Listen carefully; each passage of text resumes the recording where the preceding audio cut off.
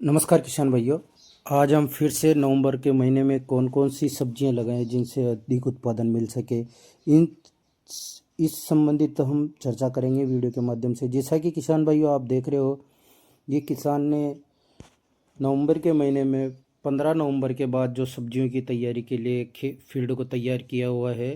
तो हम चर्चा करेंगे इसमें अलग अलग सब्जियों की किस्म के बारे में कि जिनसे अधिक उत्पादन मिल सके। तो बने रहिए किसान भाइयों वीडियो में एंड तक। हम इस प्रकार से भूमि का चयन करें कि जिसमें ज़्यादा जलभराव क्षमता ना हो और उसकी अच्छी 2 या 3 बार अच्छी जुताई करें, खेत को बिल्कुल समतल बनाए। इसके प्रसार में जो बेसल डोज में जो जो मटेरियल डालना है उनकी मैं आपको इसके अंदर जानकारी बताने जा रहा हूँ। तो इसके लिए आपको प्रति बीघे के हिसाब से सिंगल सुपर फास्फेट का प्रयोग लेना है। और इस बार नमी की अधिक प्रचुर मात्रा की वजह से इसके अंदर बैक्टीरियल फंगल की ज़्यादा संभावना देखने को मिल सकती है, इसलिए भूमि को ट्रीटेड करना बहुत ज़रूरी है। तो इसके लिए हमें क्या करना है किसान भाइयों, एसएसपी और जो डीएपी का हम प्रयोग करेंगे उसी के साथ में फफूंदीनाशक पाउडर ज़रूर प्रयोग में लेंगे। जैसे कि हम इसके अंदर या तो ट्राइकोडर्मा का प्रयोग ले सकते हैं, या फिर बात करें फफूंदीनाशक पाउडर की तो कार्बनडाजिम इनकोजेब या फिर थाइफिनेट मिथाइल का भी प्रयोग हम इसके अंदर प्रयोग करके और इसका अच्छी जुताई कर देंगे। और बात करता हूँ साथ ही साथ में पोटास जो आता है, म्यूरेट पोटास, उसका भी प्रयोग हम प्रसार के साथ में ही करेंगे। इस प्रकार भूमि को तैयार करके किसान भाइयों हम नवंबर के महीने में लगाई जाने वाली फसलों के अच्छे बीज का चयन करना है।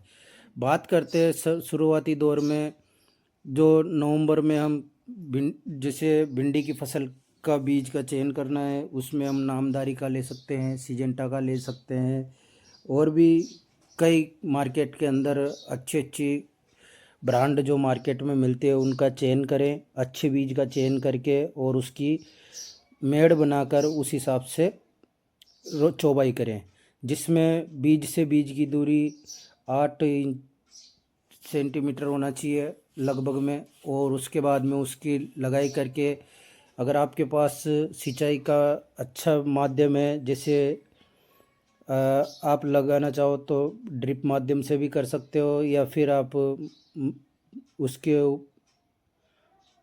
मेड़ बनाकर भी पानी डाल सकते हो। इस प्रकार से आप किसान भाइयों भिंडी की बीज की रोपाई कर सकते हो। गत वर्ष भी मैंने अपने यूट्यूब चैनल पर भिंडी से संबंधित वीडियो अपलोड किए हुए हैं।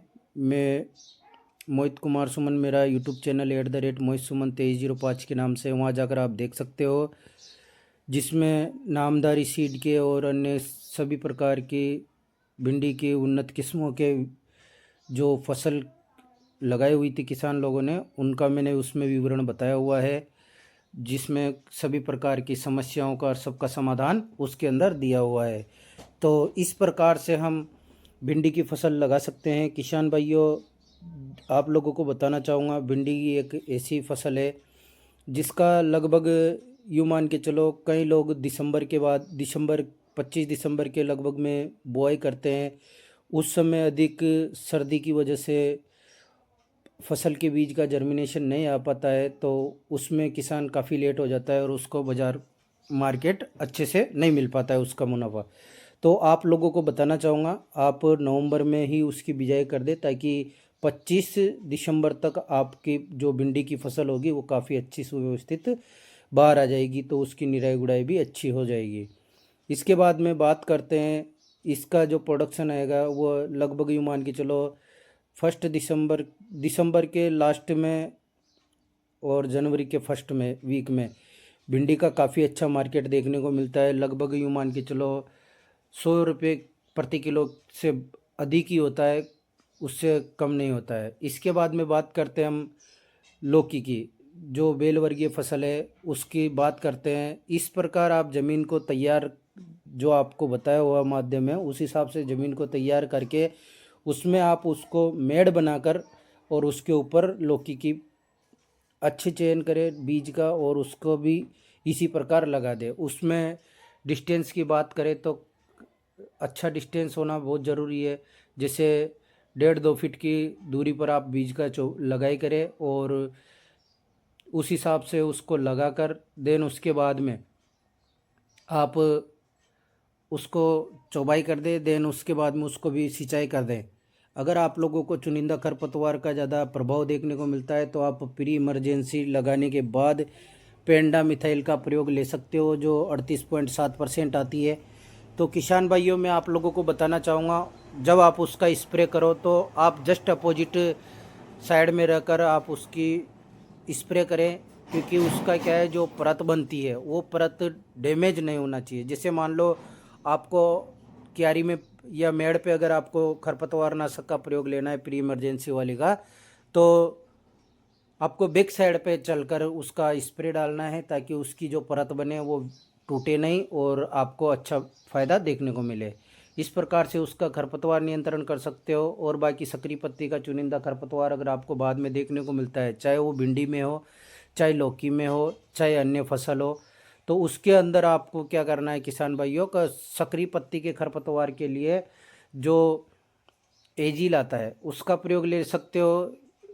प्रोफिक्यूजाफोप जो आता है उसके अंदर इथाइल का, उसका प्रयोग ले सकते हो। और भी काफ़ी सारे हर्बिसाइड माध्यम मार्केट में मिलते हैं, उनका प्रयोग आप ओनली सकरी पत्ती का खरपतवार नियंत्रण कर सकते हो। तो इस प्रकार से किसान भाइयों, आप 2 फसलों की जानकारी मैंने आपको बताई है। इसके बाद में बात करते हैं हम, इस समय आप करेले की खेती कर सकते हो। करेले की खेती भी आप अच्छे बीज का चयन करें, जिसमें आपको काफ़ी अच्छा मुनाफा देखने को मिलेगा। कई लोग करेले की खेती को भी बेड माध्यम से ही करें। जैसे आप उसको पानी की व्यवस्था के अनुसार उसकी रोपाई कर सकते हो। और इसके बाद में बात करते हैं हम, इसके अंदर आप और कौन सी फसल का चयन कर सकते हो। जैसे आप जो तरककड़ी आती है उसका भी प्रयोग कर सकते हो। उसके लिए भी आपको बीज का चयन करना पड़ेगा और उसका चयन अच्छी अर्ली वेराइटी वाली किस्म का, उन्नत किस्म का आपको चयन करके और उसमें लगाना है।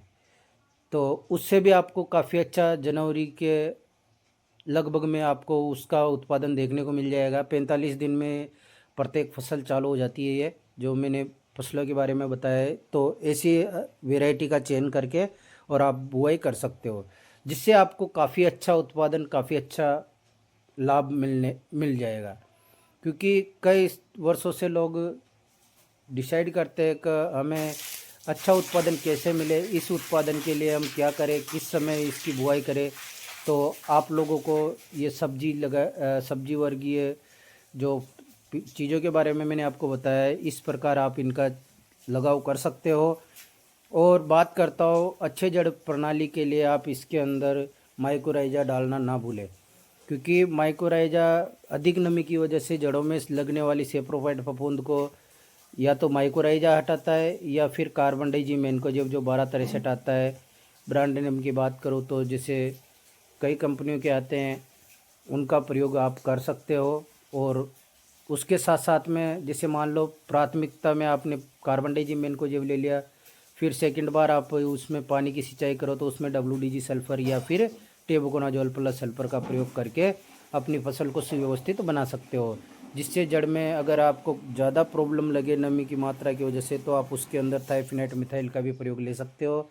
और हल्के फुल्के कीटनाशक, अगर आपको जैसे प्लांट बाहर निकल जाता है, जर्मिनेशन आके बाहर आता है, तो उसके ऊपर 15 दिन के अंतराल में आप नॉर्मल स्प्रे निकालते रहे। जैसे परपेनोसाइपर का निकाल दो या डाइमेथोइट का निकाल दो, या फिर आप जैसे मान लो सिंगल कोई भी, जैसे पिपरोनिल हो गया या थाइमोथैक्सम 30% हो गया, इनका प्रयोग आप धीरे धीरे उस हिसाब से कर सकते हो। तो धन्यवाद किसान भाइयों। मेरा आप लोगों से यही कहना है कि अच्छा मुनाफा लें, अच्छा उत्पादन आपको मिले, तो आप इस प्रकार से सर्दी में फसल लगा सकते हो। धन्यवाद साहब।